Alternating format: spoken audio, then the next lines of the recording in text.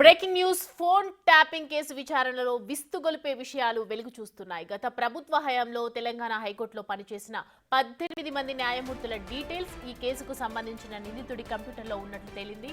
అందులో 5 మహిళా న్యాయమూర్తుల సమాచారమూ ఉంది. ఫోన్ ట్యాపింగ్ పై Telangana special intelligence branch SIB మాజీ ఓఎస్డీ ప్రభాకర్ రావు టీంపై ఇదివరకే కేసు నమోదైంది. హైదరాబాద్ పోలీసులు నమోదు చేసిన ఈ కేసులో నిందితుల నుంచి స్వాధీనం చేసుకున్న ఫోన్లను, వారు అధికారికంగా వినియోగిస్తున్న కంప్యూటర్లను విశ్లేషించడానికి ఫోరెన్సిక్ సైన్స్ ల్యాబ్ FSL కు పంపారు. మూడో నిందితుడైన భుజంగరావు కంప్యూటర్ హార్డ్ డిస్క్ కు సంబంధించి పోలీసులకు FSL నివేదిక అందింది.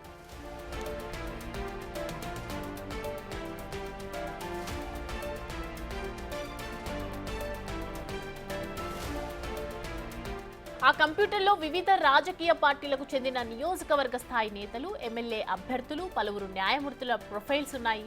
ఈ మధ్య పదవీ విరమణ చేసిన 3 ప్రొఫైల్స్తో పాటు సహా మొత్తం 18 మంది న్యాయమూర్తుల డీటెయిల్స్ లభించాయి. అందులో పదోన్నతి మీద సుప్రీంకోర్టుకు వెళ్లిన న్యాయమూర్తి సమాచారం ఉంది.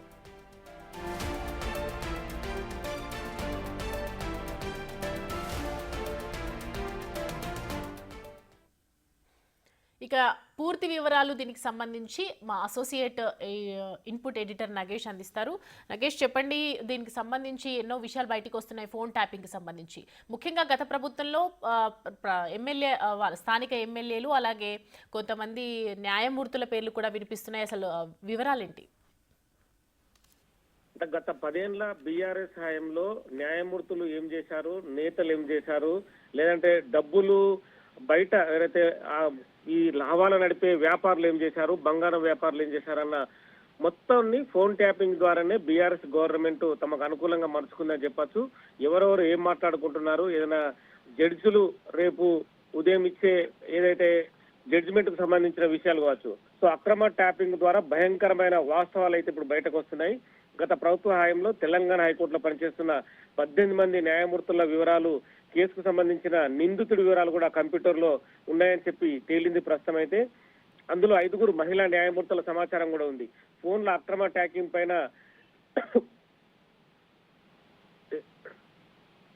తెలంగాణ స్పెషల్ ఇంటెలిజెన్స్ బ్రాంచ్ మాజీ ఓఎస్డీ ప్రభాకర్ నేతృత్వంలో బృందంపై కేసు నమోదైన విషయం గతంలో తెలిసిందే.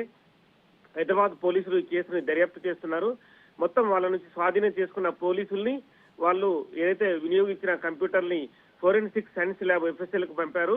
ఇందులో భుజంగరావు గాని, రాధాకిషన్ రావు గాని, తిరుపతి అన్న గాని వీళ్ళందరూ కూడా హార్డ్ డిస్క్ లో వీళ్ళకి సంబంధించిన పూర్తి నివేదిక బయటకు వచ్చింది. వివిధ రాజకీయ వర్గాలకు చెందిన నేతలు, అలాగే ఎమ్మెల్యేలు, ఎమ్మెల్యే అభ్యర్థులు, పలువురు న్యాయమూర్తుల ప్రొఫైల్ కూడా అందులో పొందుపరిచి ఉన్నాయి. ఈ మధ్య పదవి విరమణ చేసిన 3 ప్రొఫైళ్లతో సహా మొత్తం 18 మంది న్యాయమూర్తుల వివరాలు ఇందులో లభించాయి. పదోన్నతి మీద సుప్రీంకోర్టుకు వెళ్లిన న్యాయమూర్తి సమాచారం కూడా FSL నివేదికలో బయటపడింది. తెలంగాణ హైకోర్టు నుంచి ఇతర హైకోర్టులకు బదిలీ అయిన మరో 3 న్యాయమూర్తుల పేర్లు కూడా అందులో ప్రొఫైల్స్ కూడా ఉన్నాయి. సో అవినీతి నిరోధక చట్టం కింద నాంపల్లి ఏసీబీ కోర్టులో ఒక జడ్జి ప్రొఫైల్ కూడా ఇందులో లభించింది.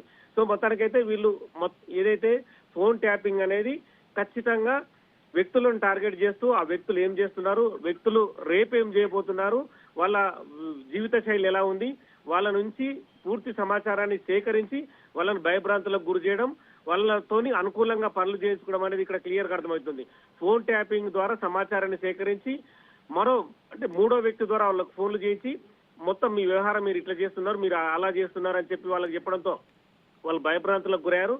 వీళ్ళకి అనుకూలంగా తీర్పులు చెప్పించుకోవడం కూడా ఫోన్ ట్యాపింగ్ ద్వారా జరిగిందని చెప్పి కూడా ప్రస్తుతం అయితే బయటకు ఈ భయంకరమైన విషయాలు వస్తున్నట్టుగా వాటిని బట్టి తెలుస్తుంది. ఎందుకంటే వాళ్ళకు అనుకూలంగా జడ్జిమెంట్లు రావాలన్నా, ఏ వ్యక్తిని ఒక కేసులో ఇరికించి వాళ్ళను జైళ్లకు పంపాలన్నా ఇవన్నీ కూడా మొత్తం పూర్తిగా ఫోన్ ట్యాపింగ్ గత ప్రభుత్వం ఆధారపడి ప్రతి ఒక్కరిని కూడా భయభ్రాంతులకు గురి చేసినట్టుగా క్లియర్ గా అర్థమవుతుంది.